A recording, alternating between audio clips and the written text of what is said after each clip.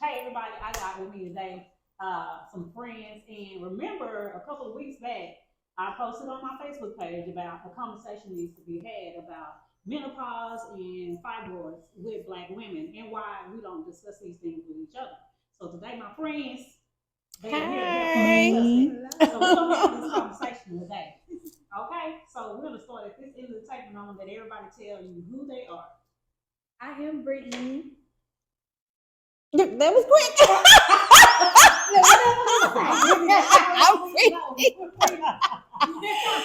Well, I am JuNene K. And I am Susan. Okay, so we have Brittany, JuNene K, and Susan here today, and we are going to start this discussion now. JuNene has been doing a lot of research on fibroids and menopause, and why is it happening so much with Black women. So we're gonna kind of let her carry this because I'm interested in what she has to say. Because, honey, when I called her, so the Lord spoke to me. Come on, JuNene, because I haven't even talked to JuNene in a minute, but it's like He'll send you who you need. So, and we were talking. She was like, "Girl, I've been researching it." So I was like, I need you to come and speak to the people. So she's gonna be talking to us about some things and maybe even some different methods that we can take. Absolutely. With ourselves when it comes to this situation. JuNene, can you? Absolutely. So, I come from the perspective, I'm a holistic doctor. So I help people get to the root of their disease and discover wellness. Right. And so a friend of mine had, fibroids, and a lot of talk about fibroids. And in this medical field, holistic field, nobody really could tell you where it came from. Like, okay, so why are Black women 2 to 3 times more likely to have fibroids than other racial groups? And where is it coming from? It's genetic. Okay, this ding literally just happened today. The ding was, it's not that it's genetic. You don't get it because your mama had it or had it. You get it because you adapted and adopted the same principles that your mama did. Mm-hmm. Which epigenetics, right? So it's not because, my mama had fibroids. My mom just told me before I left her house, I said, "Mama, did you have fibroids?" She said, "Yeah." And she went and had the surgery, and she said they took away half of her ovary, one, and then she went back and they took that whole ovary, and then it was a total hysterectomy from age 21 to 39. 21 to 39. Wow. Imagine, and nobody being able to tell you where it's coming from. But guess what? I did this quick little research right here, and this is fascinating. Nobody told me this. It's something called EDCs. EDCs are endocrine disrupting chemicals. Why can't we get away from fibroids? Because fibroids is in everything. Parfums, them lotions, them nice little lotions from Bath and Body Works, boo-boo. All them lotions, food we, all of that stuff. In the skin, largest organ, right? Yeah. It absorbs it. You piling up, baby. You smell good. You smell tasty. Yeah. You smell real good. I like to smell good. You're right. We all love to smell good, but it is absorbed into the skin and depositing. And guess what? It's slow release EDC. So it ain't just going in there right when you put it on right then. Come on, that blew my mind.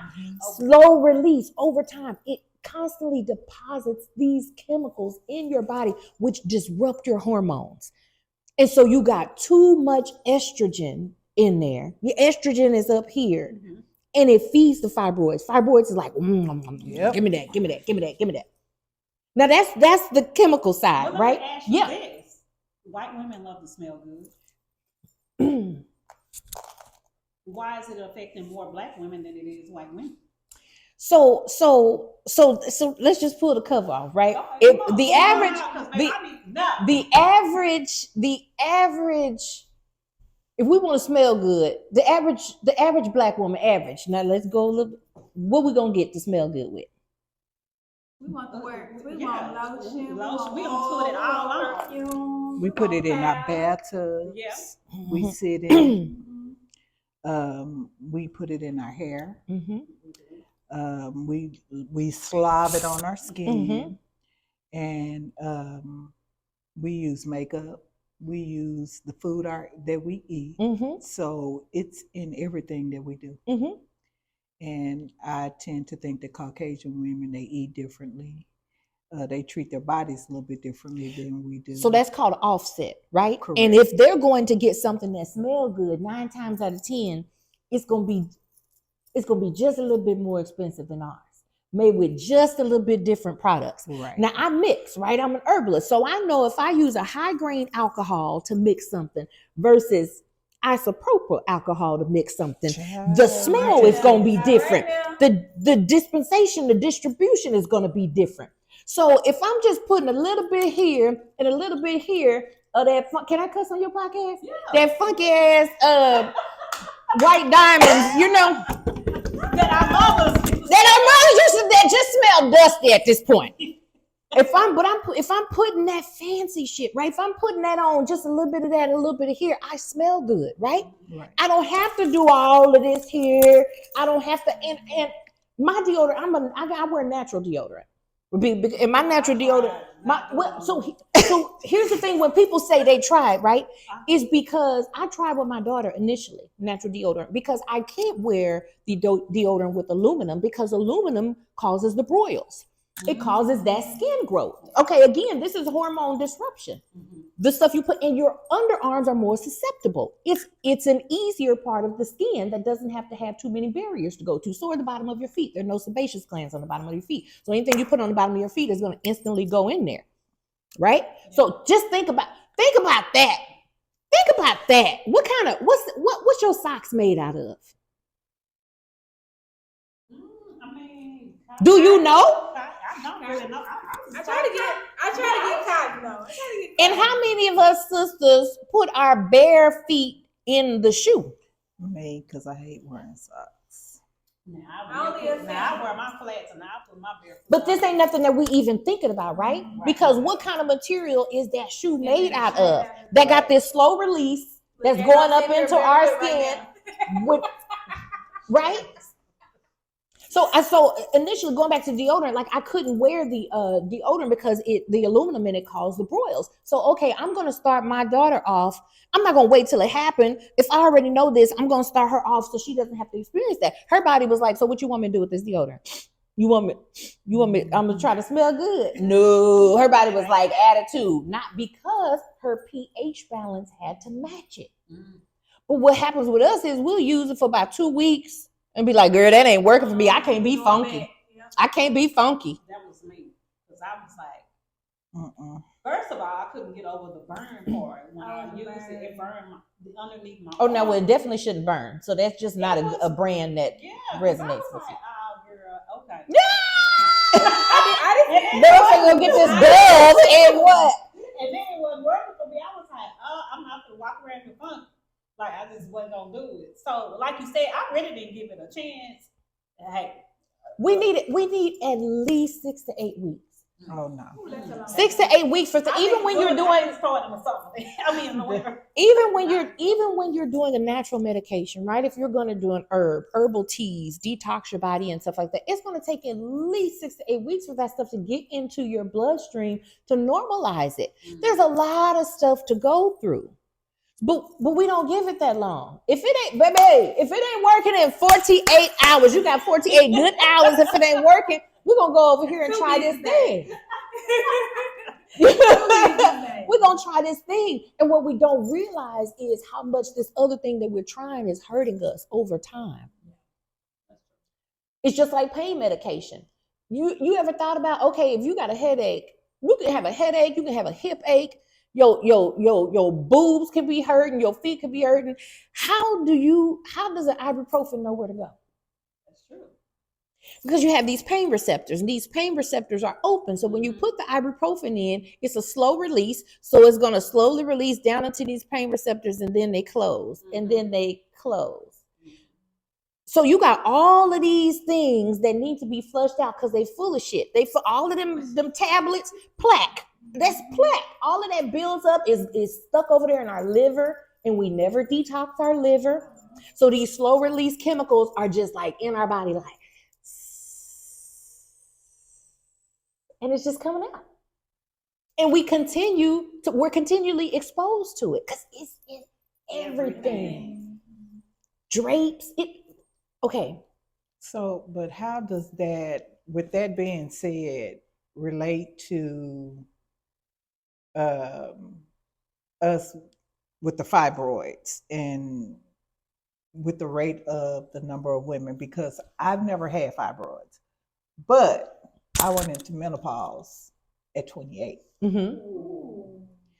My mother and my sisters have had fibroids, but I've never had fibroids. But they did not go into menopause as early as I did. And so I don't know whether I didn't take on the same habits or what it was, but I did go into menopause quite early. So at the base of it, and at the base of any disease, and very good question, is the emotional stability, like emotional trauma. We don't, I'm gonna just talk about me. I grew up in the church. So you prayed and God did it. And that was how I'm dealing with it, or how somebody's helping me deal with it is not a thing. That's not discussed. That's true. So it's packed down in there. Emotions create neurohormones that are chemicals that go throughout your body. So if you have anger, that's a result of whatever it's a result of, and it constantly lives in your body, it's slow release, just like I talked about those tablets. So it's the anger, the conditioned emotion that causes the dis-ease. Does that make sense? No, because I can't put those two things together to say why I went into menopause. No, not necessarily why you went into menopause. And understand this about the body. Okay. It was craftily designed, Oh, right? Yeah. You can't do it. You can't do it. You can't do it. I can't do it. So there are some mysteries concerning the body, right? It was designed to do what it does without me even thinking about it. So as much as somebody will research and try to figure out why this particular thing happened, sometimes you have to stop at, I don't know. Oh, yeah. Just like they say it's a medical miracle, it's a phenomenon or whatever. Like, this is the most calmest person I know on the face of the earth. So that's why she said, like, when you were saying about like the anger part. No, I was just using the anger as an example. Yeah. It could be some other type of emotion, grief. It could be anything like that. That triggers you into that next stage of development, like where you're going in your body. Because emotionally, we're carrying entire human beings in our body. Yeah. So it's a pull and it's a tug emotionally. Sometimes we don't know. I'm still looking for the damn manual. Sometimes we don't know what to do. Well, I had my first child I had my daughter at 21. And I knew then that I did not want any more kids. I wasn't even trying to get that one when I had it. But I did have a whole husband at the time. But I wasn't trying to. I was literally trying to get my tubes. Yeah.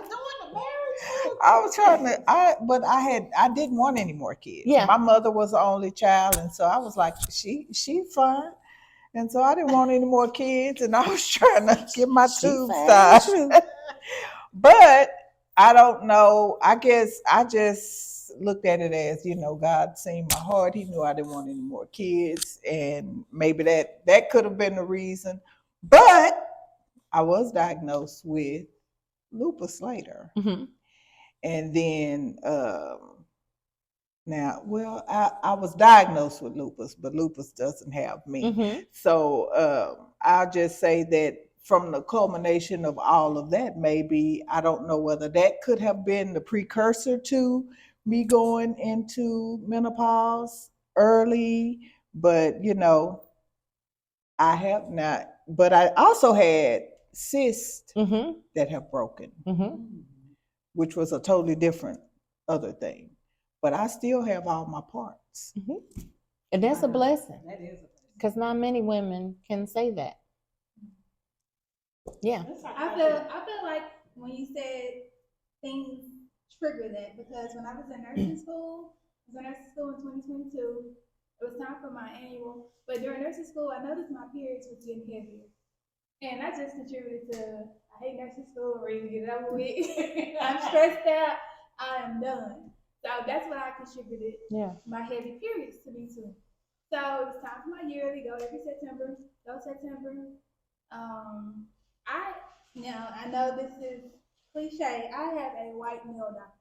I love him. I know that everybody's on the kick about about the black female. I get it. I understand it. But he listens and he respects what I say, and that's the biggest thing for me. So when I went, I was like, my periods are heavy. Do you think it's just stress? And so he was like, let's just, let's see. So he felt around. He was like, I believe you have fibroids. Let's go ahead and get you an ultrasound. So I'm like, okay. He was like, but they feel like they're small, but let's go ahead and, just get your ultrasound done.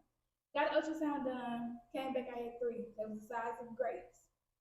So he was like, what's the plan? Are we going to get pregnant and try to have a baby? Because I don't want to take this out if we're going to plan to have a baby. I want you to have a normal pregnancy. I want to minimize as much invasive things that we have to do to get rid of the fibroids.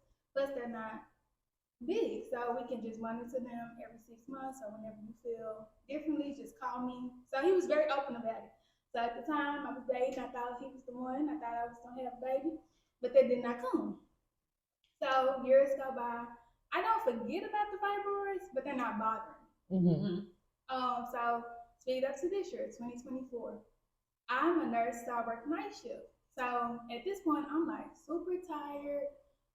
But I do hair, I do makeup, I do everything. So I'm just like, okay, maybe I'm overworking myself.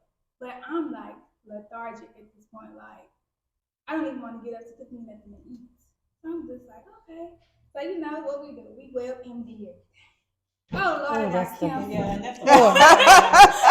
not the WebMD. Not Right. WebMD, Jesus. That or Google. So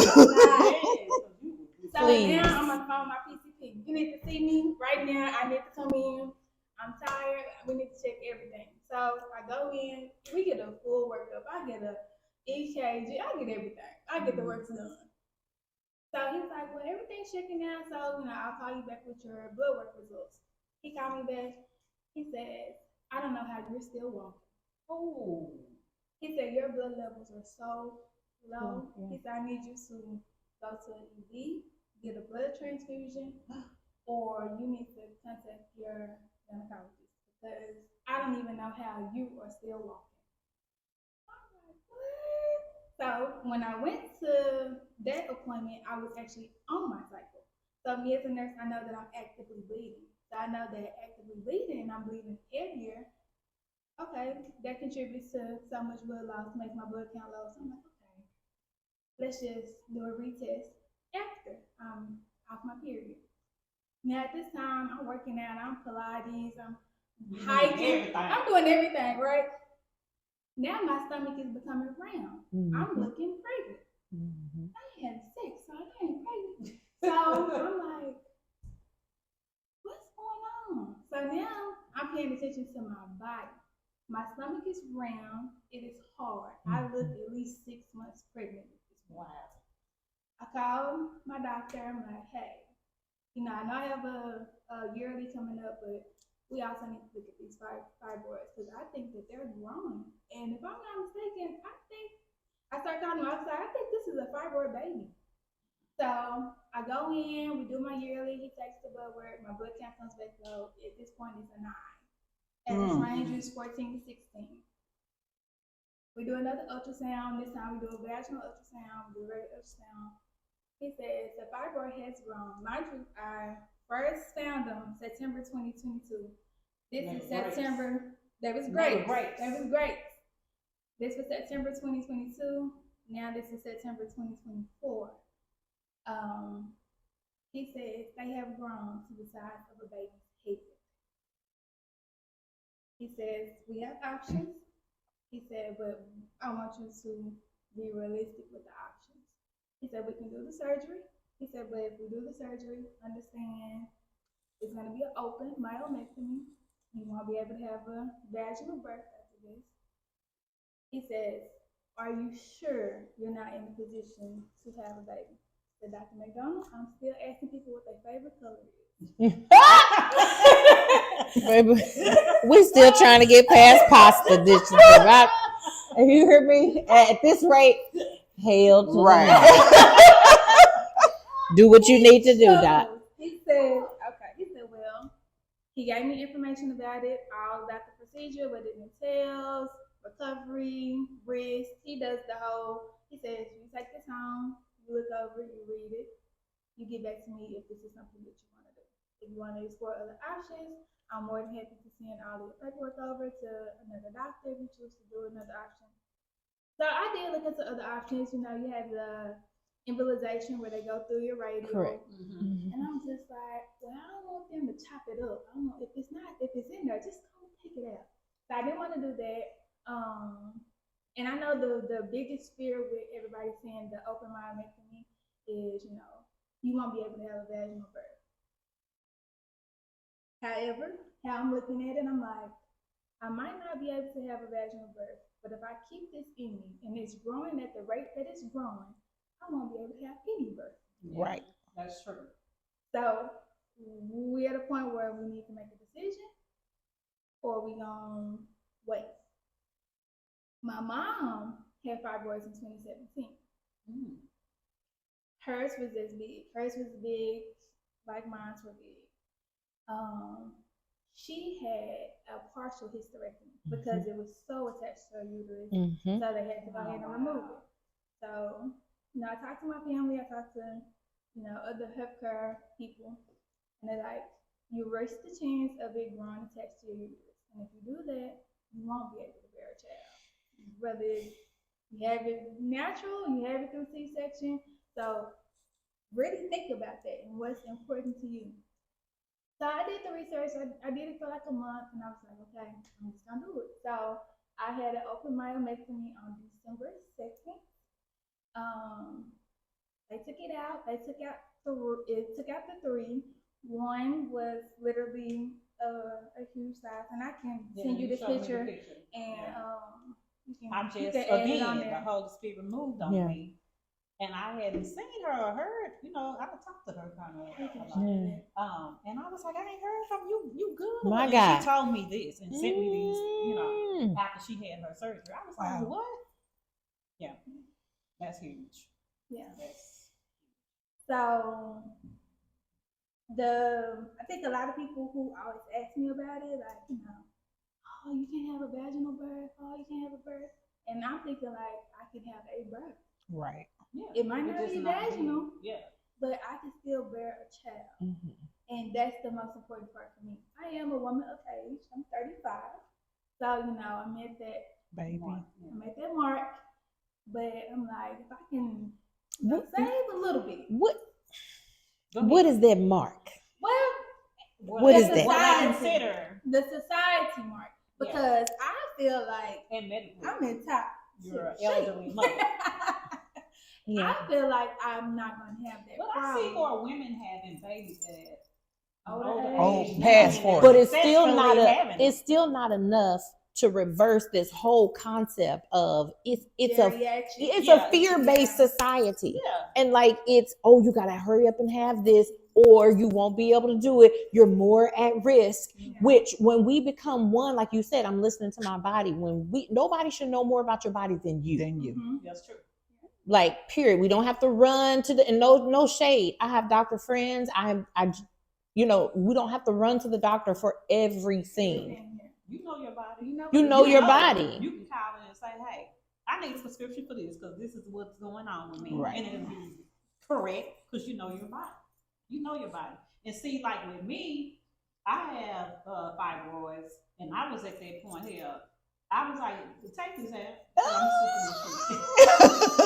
That's where I was. But thank God I had a black female doctor. Tiffany Willis, baby, I'm plugging you right now.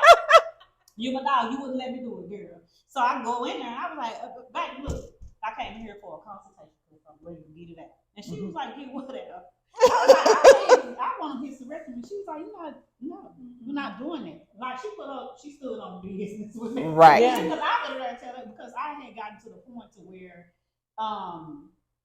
anything that I took for pain, it wasn't working. Right. I started bleeding out of my clothes. That's embarrassing.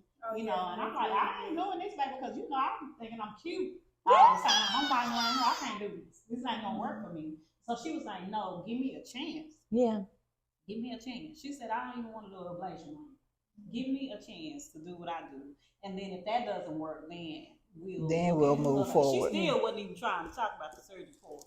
And then she had a little homegirl who was a surgeon who I went in there to talk to her. She was like, well, no, I don't think so. And she was like, and at the time I was working out real good and so much. If I go in there to try to get it, it's gonna be hard because you have really great muscles underneath.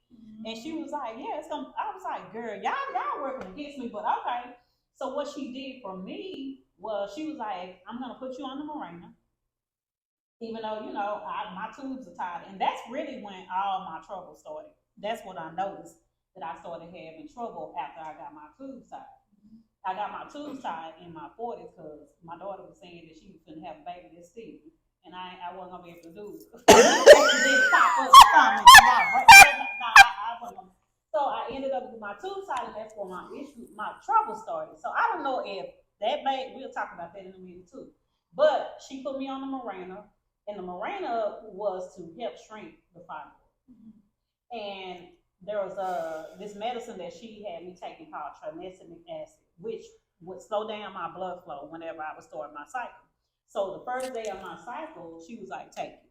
And she's like, I don't want you to take it past 5 days. Mm-hmm. And first day or two, blood flow just low. Well, I barely could even tell that I was on my cycle. And so at that point, now I don't have any issues. I haven't had, when I say any issues, my fibroids, she was like, oh, see, what I need to do is get you to menopause. And even though I'm 52, I ain't hit it yet. I don't know what she's doing, but girl, come on, because I got the hot flashes and stuff. But you need to come on. So they checked my panels last year. I'm not there yet, but she was like, if I can just get you there, then you good. So that's what I've gone through. I mean, that was an option for me. But what about birth control? It really, like, I've been on literally everything. It caused liver damage. It was to the point where I couldn't walk. So yeah, it was bad. So birth control didn't work for you. It did not work for me. And like I say, everybody's body's different. Everybody responds differently to different things. So yeah, and I think that was probably the hardest part for me because I didn't want to have the surgery initially because it's just like, no, we gotta do another way. We always want to know another way. And I'm just like, and I know a lot of people who struggle with that too. A lot of women are struggling with that. I had a friend who had one this week, and she was just like, she was supposed to be here, but she had to have surgery because she was just like, I don't know, shorty, I just don't know. She was like, you don't have to pray for me, help me pray, because she was really, really struggling about having a hysterectomy. She did not want to do that. Like, it was just, she was like, it's just something telling me not to do it. But she went on and went along with it. But I guess she trusts the medical professionals. But I just so happened to have a sister on my team that was like, nah, we ain't doing that. We're not getting ready to tell them that's what we have to do. Go ahead. She got a lot to say. Well, it's all built up. I can feel I mean, I just have to be careful here because it can easily come out anti, doctor in that regard. And that is not what it is. It's just a more holistic approach. We're reactive in health, in medicine. We're not proactive. So all of this, whether it's the birth control, whatever it is, it's all to stabilize your emotions or your hormones. It's all to control what's going on the inside, which if you can do it yourself, then again, like I said, my body is craftily designed. Right. It know what's up. Like, I don't have to interfere. I ain't got to be like, okay, liver, remember. Yeah. Right. I don't have to do nothing. All I have to do is go sleep, wake up. That's true. We wash our body. Well, let's hope God. Yes. We wash our body on a regular. Not just bad nights. They're bullshit. They got bad nights in the bed. This is bad night tonight. Every night is bad night. But we wash our bodies. You hear me? What is this? That's build up. I don't understand. We wash our bodies. We feed our bodies. We rest our bodies occasionally. We work our bodies out. You know, we starve our bodies. We do all of these things to our bodies, but we don't talk to our bodies. We don't talk to our body. Like literally just the other day. And because we think it's on some crazy, I was on some esoterical type shit. I was on some, I'm in the shower. I get all kind of downloads when I'm in the shower, right? And I'm in the shower in a situation and I turned on the hot situation. If you've ever put your finger on top of a stove and pulled it off real quick, you notice that you weren't burned. Right. Because you got receptors. Yeah. And so these now send a message through your craftily designed ass body That's hot. to your brain that say pull back on that shit, it's about to get you, right? So if you take it off real quick, you don't feel it. So I'm in the shower and I turned the hot water on and the hot water went right on my boobs, like, and it went, and I felt it. It was hot. I was like, whoa! And then I said to myself, it was like eureka. I said, thank you, body, for alerting me of the danger. However, you are safe, because if we tell our brains that we're safe, it'll send the message to our nervous system that calms everything down, takes your blood pressure down, takes your heart rate down, and says, she got it, she got it, she got it. Right? That's the trigger word. You're safe. You're safe. Not you're okay when the baby's crying. You all right. You all right. You all right. We do that. You're safe. Yeah, just like Right. You are right. No, I'm not. I'm crying. I'm not all right. But you're safe. So I tell my body, you're safe. Everything is safe. Go ahead and reduce all symptoms and return back to normal. Because normally what we would do, get in the hot water and it burn up. Oh God, I knew that was gonna burn my. And now we are cultivating the symptoms. Our body has no choice but to respond to the energy and everything that we're bringing to make this thing be a real thing. So if I say, body, return to normal, you're safe, everything is good, I was not burned. And I know that hot water was on me and I felt it.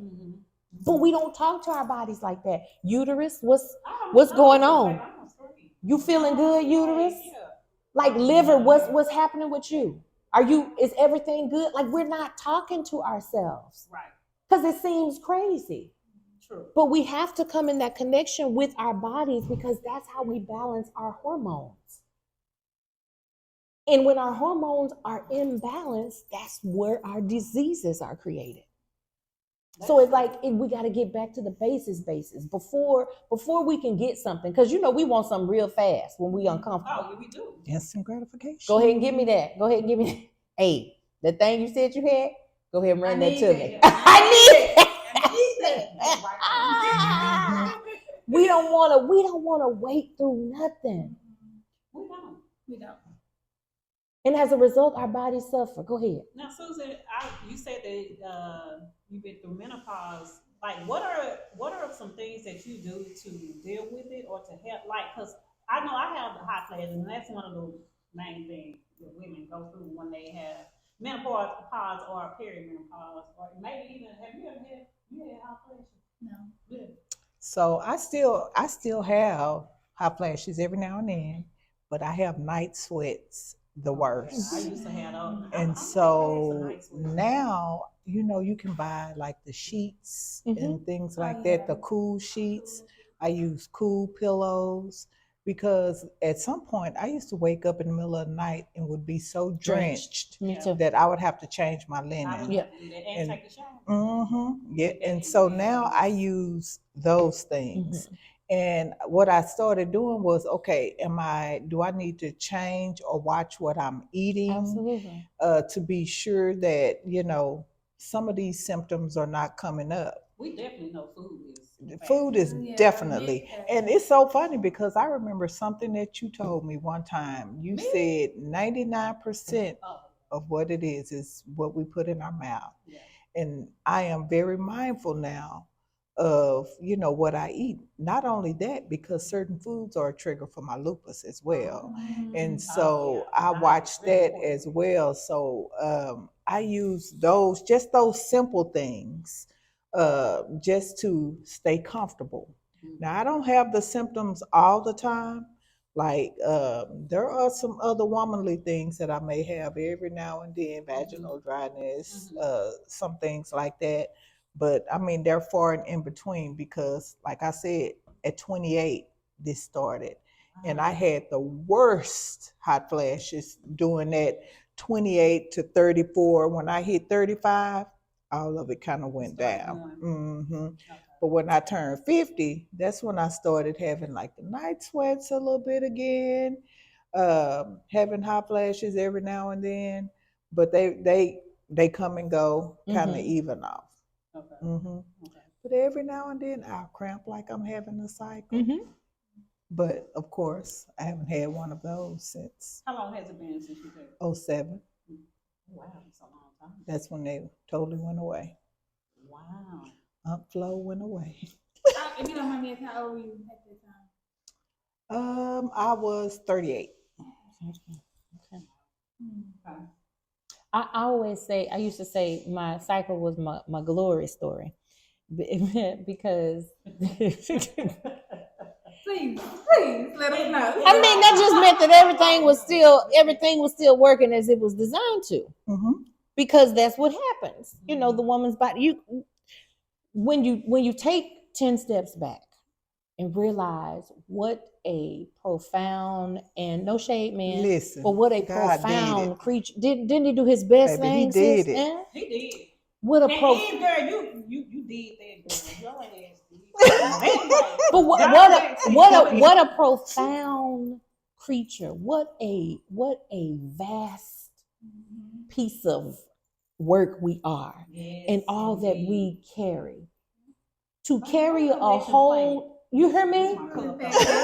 To carry a whole entire life, to house it in there, and not let it affect you wholly or take over you, but to simultaneously live for you and another. Amazing. And not only that, you can feed. Everything is taken care of. Everything is fit. Everything is working. So if, because I am such a fucking amazing woman, Thank you. if I got to sweat a little bit at night, I'm I okay. just take it to the fact that, damn, I did my thing. I've been doing my You big. I mean, you know, right? Because I understand everything that has to be housed, and we're not always 100, right? You could be the most loving person, but sometimes you got time for it. Yeah. You got time for it that day, right?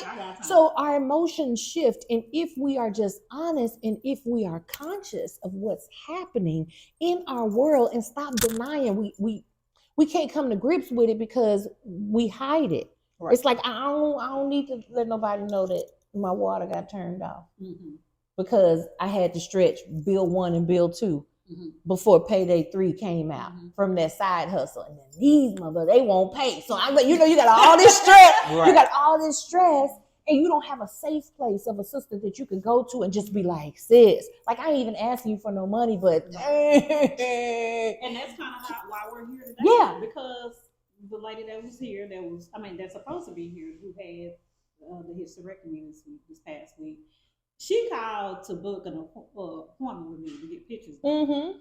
And then before we got off phone, she's like, sis, can I ask you something, a personal question? This has nothing to do with pictures. She was like, I just feel like I can. And then she was like, have you ever had fibroids or anything like that? Yeah. And we went there. But it's like she had been holding that in. She didn't know who to talk to, or, who to feel safe with that personal information. And I was like, yeah, so I just went in. She told me, see, I knew God told me to ask you or whatever. And I was like, girl, yes. Yeah. Yes. And I have another friend that Monique. We were talking one day on the phone, and I was talking about I started complaining. She was like, oh my God. She was like, I've never known anybody who would just express outwardly about that. And she was like, I just been hiding it the whole time, and I've never talked about mine with anybody. And so she just went in, but why is it that we don't, that's what I want to know. Why don't we talk to each other? Why? I think it's more of a emotional thing. Because I didn't talk to nobody about mine. Like, I had friends that knew, but we didn't dive into the conversation. Because we ain't talking to them friends about shit else. Right. These surface friends. You got to know you got to have categories. Yeah. You got to have categories of friends. I That's know true. that there's a certain friend I can call at 4:00 in the morning and she Listen. gonna pick up. I know who to call if the people lock me up. Yeah. Because this friend gonna have the money to put up a bill. I know which friend I'm gonna call if we need to ride out on somebody and tap that ass. Thank I know you. which That friend would be you got. Thank You you. hear me? You gotta have categories Yeah, of that, and we don't really have. And some of us do, and I'm not saying that this is a whole and total, but we don't really have authentic relationships that we can just be real and exposed, because that's some personal stuff. It is. So because we have these underlying tones of like, well, what did I do? Well, people put on airs to make others feel like that everything is so well and Yeah, so they do. good with them. Yeah. But you got to be able to shed all of Yeah, that. And I'm absolutely. just thankful that I have a circle that when something is wrong, we it's talk. wrong. We can Yeah. talk about anything. Yeah. Listen, we done sat down and talked till the sun came up in Yeah. the morning. Yeah. And so you have to be able to have people who you can talk to. Absolutely. Because when you can't advocate for yourself, it needs to be somebody in that Absolutely. circle who can advocate for you. But I do feel And Absolutely. they know what is going on. I do feel like in that same breath, you have your tribe, right? You have your people that you talk to. But again, it's not an open conversation freely. You know what I'm saying? Like, it's a difference having your tribe that you talk to and you express what you're going through with. But it's Little not. dude and stuff. But it's not open. Like, you just not going in and be like, girl, these fibroids telling me today to, you get what I'm saying? Like, you have your set people or your friends. But I feel like it's still not a conversation that people have openly. So for me, it's pre-fibroids.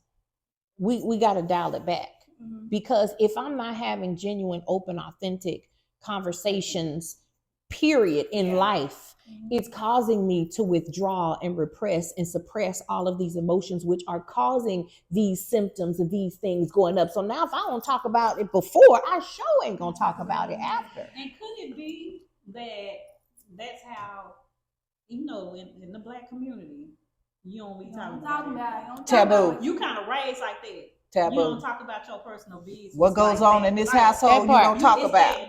Yeah. Right. Could it be part of that too? I mean, absolutely. I grew up in a house where we were to be seen and not heard. Mm-hmm. You would only speak unless you were spoken to. Mm-hmm. So we came out suppressed, repressed, distressed, all of that stuff. There was not an outlet from there. That's why it says young women develop fibroids early on. But it's like now it's that, but when we go to the doctor, they don't take us seriously. And so we have to be able to advocate. We have to be able to advocate for ourselves. And so if we are not advocating for ourselves, if I go to the doctor, I can give you a perfect example. When I had a surgery back in 2013 and I started having complications, they were like, "Oh, no. Do you realize I just had that surgery repaired in 2023?" Mm-hmm. So that's 10 years. But I had to advocate every day. I don't care how many doctors I was going to go to. Mm-hmm. I knew I wasn't crazy. Mm-hmm. But we have to advocate for ourselves. And again, to me, that's like anybody who was around me. They knew that if I was in a restaurant and I got up after eating, they knew what was going on with me. Mm-hmm. And so because it was those people who knew me and knew what was going on, they knew that it was whatever my issue was. They knew that that's what it was.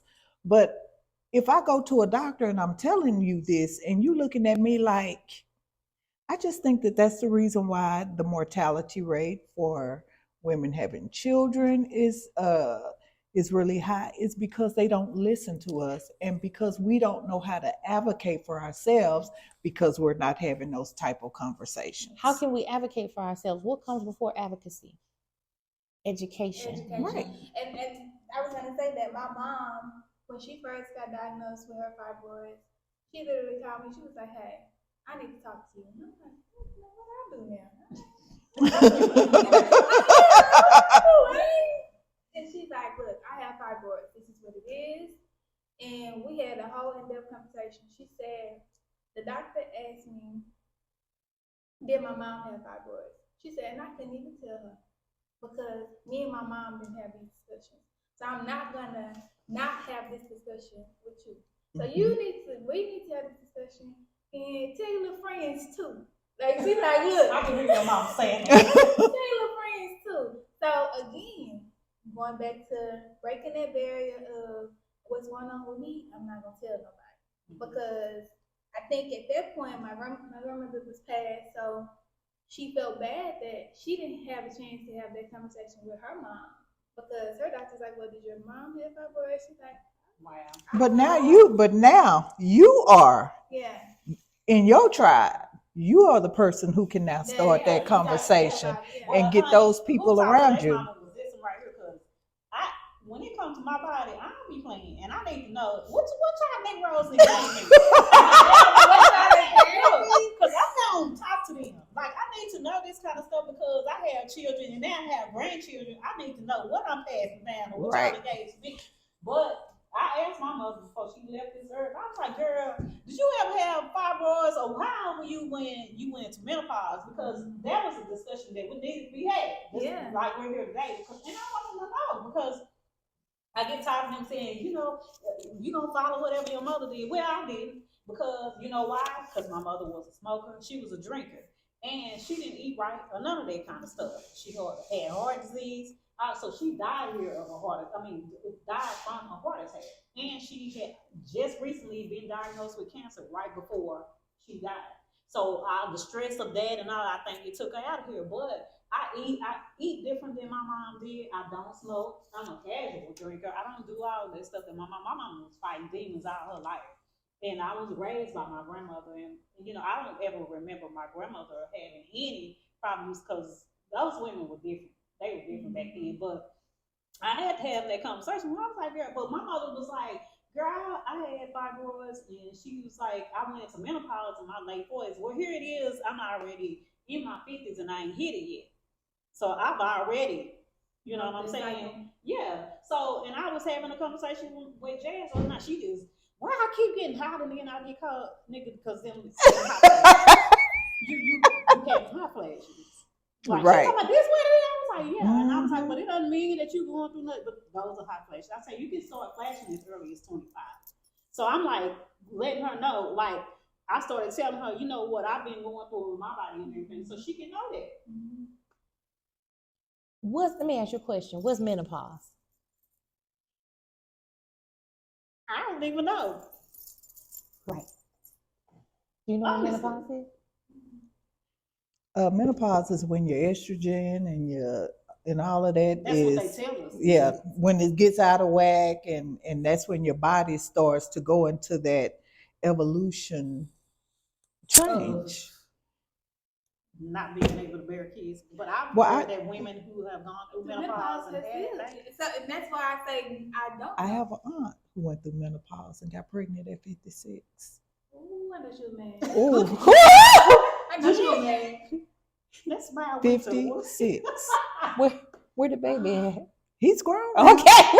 I was scared. But is she still living? No, she's deceased now, but her last child was at 56 after she went through. Tell me what God.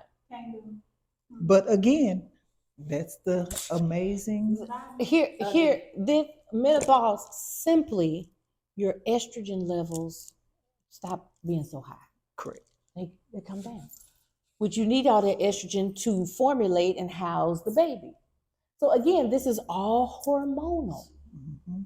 This is all hormonal. You don't have to wait till you hit menopause to stop having these things. Mm-hmm. Why did going back to what you said initially, like you already had these things. I wasn't trying to have no baby. I wasn't trying to do no such and such. Right. These are all underlying tones, underlying emotions. Here's the thing. The brain can't tell the difference between what's right or what's wrong, what's good or what's bad. It only knows what you feed it. Energy flows where attention goes. Whatever you think about the most is what will happen, whether it's conscious or subconscious. Right? We use our subconscious brain more than we do our conscious brain. Sure. This is why at night all the stuff downloads, right? So you already have this underlying tone of I don't want to do this. I don't want to do that. I don't want to do that. Okay, let me help you. Boom, slap. we're at menopause. You don't have to do that. You can no longer do it, even if you don't want to do it. Like, right? So whatever our underlying fears or emotions or whatever those things are, that energy where we're vibrating at, if we don't come to grips with that, if it's not something that serves us, it's just going to keep going through layers in our body until everything is overwhelmed with the stuff that ain't good for us. That makes sense? That does. That makes Very much so. So like when you dial it back, I haven't, since I started doing what I've been doing on a concentrated level, I literally don't even go. I haven't been to the doctor to do anything because I'm a doctor, right? So when you get the knowledge, now you can operate accordingly. That doesn't mean I don't have to go and get this or that, or I'm just, I'm gonna stay out of the places. Because then if you cut your toe, don't come over here. Don't come over here asking me to put some stones and some solvent and aloe vera on it. Go Get this Band-Aid. Go urgent care. Get some salt. And even my clients, I tell them, if you have something that you don't know, you don't feel, go let them do the workup on it. Your insurance is paying for it. Come bring me the transcripts. Now, if you want to do it holistically, we'll figure out a way. There's a way to do something holistically that there is to do medically everything. Mm-hmm. They will try to make you think that there is not. There's an underlying tone, an underlying condition for everything. Exactly. So I have a question. Come on, question. Now, I know when I was doing my research, when I first found out about fibroids, I see people selling tea to shrink the fibroids. What are the thoughts on that? So here's the thing. Before I became licensed and board certified, people would ask me, "Oh, JuNene, what can I take for a cold?" And I'd be like, "Girl, just get you some ginger, some turmeric, and some." I would tell people what I know before my license, honey. When people be rolling up talking about, "Can I use this tea for?" Baby, that's my license on the line. I'm not giving you no kind of diagnosis before I scan and analyze what's going on in your body. So to the point of that, everything is not for everybody. Right. You may have underlying conditions and underlying tones that do not match this particular tea. Mm-hmm. And everybody can't have everything across the board. The thing that happens when we start getting medications, nobody is cross-referencing your medication. It don't matter if you taking lisinopril and you taking clorveterol, if you taking, ain't nobody cross-referencing your medication to say, "Oh, that's causing this. It shouldn't go with this. It shouldn't go with." They have, most of my clients don't even know you're not supposed to take your vitamins and your medication at the same time. Together. Mm-hmm. Ever. I didn't know that, but I don't ever do it. Yeah, because one ain't gonna work. Right. Mm-hmm. It's too much stuff. All of that gotta break down. Right. All of that. Just think, if you taking 10 pills, all of those pills have to disintegrate and break down. Some of them getting lost in the sauce. I can't take one pill. We take 10 at one time. And there are people that take 10 pills. They have them all in the pill box. Yeah. But and why are they taking it? Because the doctor said take these things. So back to the point, I do believe in teas and herbs because I concoct them for my clients. I have a client right now that has fibroids. And while it's a different case, because the fibroids don't always have to shrink. Her fibroids did not shrink. Her fibroids are sitting up over there, boom, and her baby is over here, boom. They would have tried to convince her that she had to have these fibroids removed before she could conceive. And she used IVF. But she went through all the holistic stuff that we did. Okay, if the fibroids are shrinking, that's great. That's great. Yeah. But if not, we're directing our attention to the baby. We're not focused on this because it doesn't have to shrink, because there's some outer environmental things that are going on as well, because she's a person that ate well, ate nicely. So you can do all the muck of the stuff, eat nicely, work out, all of that stuff. Why? Because we don't talk about that one thing that I mentioned earlier, those EDCs. That's in everything. Our floor, it's in our vinyl, in all the vinyl that's on our shirts, not just the cosmetics, not just the perfume, the sprays that you use to clean your stuff. Anything that has parfum, fragrance, parabens, phthalates. Phthalates is spelled with a PH at the beginning of it, but it's pronounced phthalate. Phthalates is something that makes plastic stretchable. It makes it malleable, like Tupperware dishes. Wow. Has phthalate.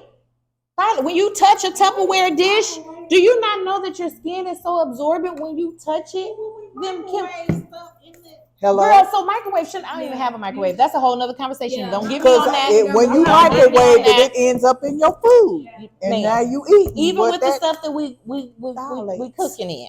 I legit bought some $8,000 cookware. That's because I did that cookware for a while, and I totally believed in that. Nothing is leaching, nothing is going into my food when it's at high temperatures. That foil ain't nobody talk about, that's giving us Alzheimer's and dementia. When it's activated with the heat, yes, ma'am. Pull the foil out your head. It's a whole list, and I'll give these to your listeners. Okay. It's a whole list of products or things that contain these active ingredients that we are allowing just in general life to be deposited in our body. I just put my salmon on foil last night. When foil activates at high heat, it releases chemicals into your food. Them Tums, if you take night Tums, I got indigestion, I got acid reflux, I got all that stuff. Guess what's in the Tums to break that stuff up? It's aluminum. The good stuff is there, the baking soda, all of that stuff is there, and it's doing what it's doing, but it have to have something to cut through it. So it's about educating yourself, and not in a fearful way, like, conscious discipline when working with kids. Conscious discipline, we go from fear to love, right? It's not like, if you don't do this, this is gonna happen. You're gonna die. If you don't take this out, this is gonna happen. It's not that. It's going to a love place. It says, I love my body. I want to know everything that I'm putting in it that supports me wholly. And I gotta know, regardless if somebody tell me or not. I don't trust nobody but Jesus. I know that's right. Hello. And the people that I see that I can feel, because you got to be able to trust your spirit, right? That you can discern. The people that you see and that you feel have been brought to you, like you said, walking in the hospital, like been brought to you to give you that insight. Like, these people are really going to say something that's going to help me in some kind of way. Yes. But otherwise, we got to know for ourselves. We have to know before we can advocate. That's true. That's good. Okay. Before we wrap this up, JuNene, I want you to kind of tell the people some things that you offer. Can you talk about that a little bit? Yeah, so I offer two modalities. One is called the Brain Tap, and I carry with me. I'm like, what's that thing on Pursuit of Happiness where Will Smith was carrying around that damn machine? Baby, this is my whole situation. And so I got this machine when I'm studying for my doctorate. This is called the Brain Tap. I did not develop this. Dr. Patrick Porter developed this 10 years ago. And they would tell us to study and then brain tap so we can remember everything we studied. So this is a self-hypnosis device. Literally, there's light in the eyes and light in the ears. It helps you reprogram your subconscious mind to think thoughts that better serve you. So there's like over 2,000 programs, and it's just affirmative stuff. It ain't like no hanky-panky stuff, like ain't nobody casting no spells, but it's self-hypnosis, right? But you'll talk on your phone all day, every day. But I'm trying to tell you, it's some good stuff coming in these headphones, and you like, but how does it work? That's the government. So 20 minutes on a brain tap is equivalent to like 4 hours of sleep. Oh, wow. So this is how I hack and get my sleep back. I brain tap every night and I brain tap every morning. And literally, legit, no lie, I've been brain tapping like a maniac. And in the last month, I've lost 17 pounds. Ooh, I need to brain tap. So you can brain tap out of weight loss, ADHD, autism, cancer. I have cancer clients, neuropathy, anything that's a dis-ease that dissettles you, you can brain tap. So that's one modality. This is my fixer. Then I use something called an AO scan. An AO scan uses the same technology that's in a lie detector test, right? So you can literally talk into this scan. It's on my tablet. You can talk into the scan for 10 seconds, and I can tell you everything that's going on in your body. Like physically, I can tell you if your chakras are aligned. I can tell you if you ate too many tomatoes. I can tell you you've got whatever it is that's out of balance. All of your body systems, I get a record of it. It detects the frequency in your blood. We all vibrate at a frequency, and we all vibrate at the same frequency, the human body. So this detects, if I put your profile in, I say, this is Teresa, this is how old she is, this is when she was born, here's a profile of her face. I'm using biometrics, the same kind of biometrics you use when you unlock your phone, right? Mm-hmm. So it's saying, this is Teresa, this is her frequency. Teresa is 104.5. If I'm listening to 104.5 in the morning, I can't get that good connection if I'm on 104.8, right? It's going to be static. Yep. I got to turn to the right frequency.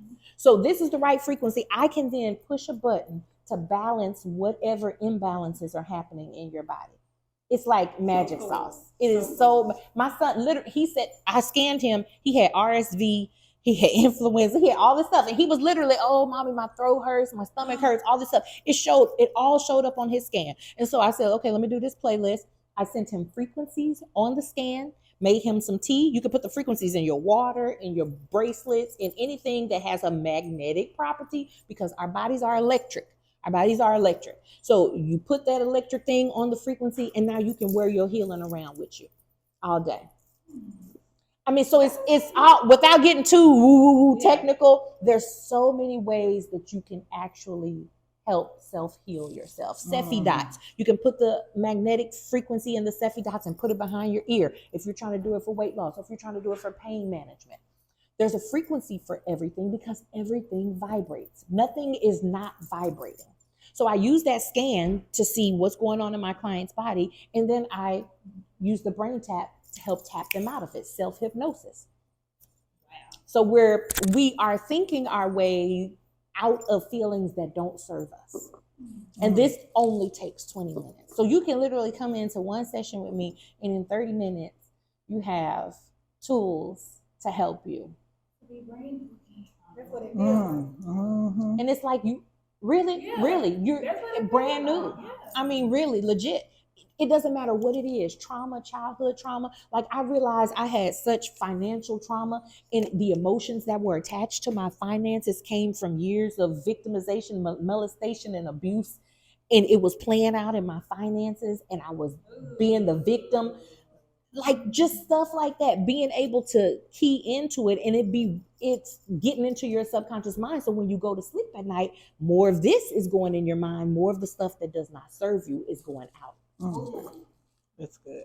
We're not healing because we don't really get good sleep. We're not getting into our delta wave sleep at night, which is that REM. That's that REM sleep everybody's talking about. It's the delta wave sleep that literally takes you into a transformative space and allows your body cells to recreate and regenerate and heal and prune out the stuff that ain't good. Put more stuff back in.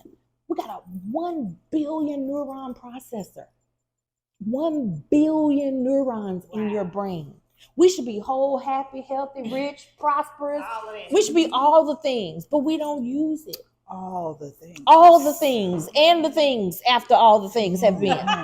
All the things. So those are two of my situations. So what I'll do for your listeners, I wanna package these, because I really found some good facts and some good tips about just normal everyday stuff that ain't nobody talking about with fibroids. Because after I eat all the lettuce in the world, I want to know why I still got this. Yeah.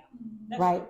So we need to know just a little bit more, but I've compiled it together in a nice little way. And then people are welcome to get scanned. You can do one for $59, or you can do a 90-day, which I suggest everybody detox every 90 days. Every 90 days, you should be resetting yourself, resetting your liver, resetting your body, recalibrating yourself. So every 90 days. So with 90 days, you can do $150, and I'll scan you every week. You'll get new scans, new things every week. That way you're on point and on target for what's going on in your body. A good price. Yes, ma'am. They give it, let me just tell you, these white folks on the other side of the railroad track, $1,100 for these scans. Wow. $1,100 for these scans. Listen. You want to scan this for you? You want to get scanned? I'm going to do one. Trying to tell you. So, yeah, I'm going to definitely take it up. So what I will do is I will definitely leave her information at the end of this video, so you all can, be able to have access to it, and just let her know that you saw the podcast, and you know me. Absolutely. Tea babies. Yes, tea babies. Oh, don't forget to hit like and subscribe. Please do. Thank you for having us. Thank you. This was great. I was waiting for the magic arm, though, to come around and refill this damn glass. Get ready. Get ready for your blessing. For your blessing. Get ready. Get ready for your miracle. For your miracle.